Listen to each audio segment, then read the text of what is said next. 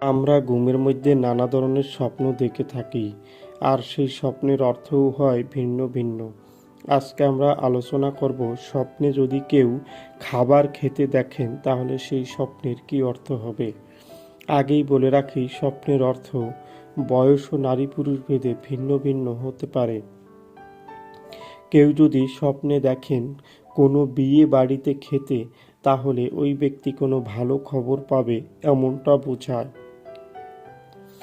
যদি কোনো ব্যক্তি স্বপ্নে দেখেন খালি ভাত খেতে, অর্থাৎ শুধু ভাত খেতে দেখেন, তাহলে ওই ব্যক্তির টাকা পয়সা আয় বৃদ্ধি পাবে এমনটা বোঝায়।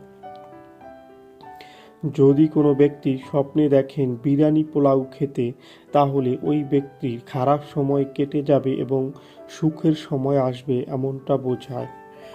যদি কোনো ব্যক্তি স্বপ্নে দেখেন মাছ ভাত খেতে, তাহলে ওই ব্যক্তির ভাগ্য পরিবর্তন হতে পারে। যদি কোনো ব্যক্তি স্বপ্নে দেখেন সিদ্ধ ভাত খেতে, তাহলে ওই ব্যক্তির অভাব অনটন আসার সম্ভাবনা আছে।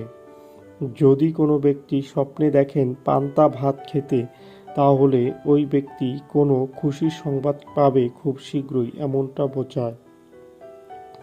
যদি কোনো ব্যক্তি স্বপ্নে দেখেন ভাজা পোড়া জিনিস খেতে, তাহলে ওই ব্যক্তির পরিবারে কেউ অসুস্থ হবার সম্ভাবনা আছে। যারা আমাদের ভিডিওটি দেখেছেন তাদেরকে অসংখ্য ধন্যবাদ। সবার কাছে অনুরোধ থাকবে, আমাদের চ্যানেলে নতুন হলে আমাদের চ্যানেলটি সাবস্ক্রাইব করে আমাদের পাশে থাকার জন্য।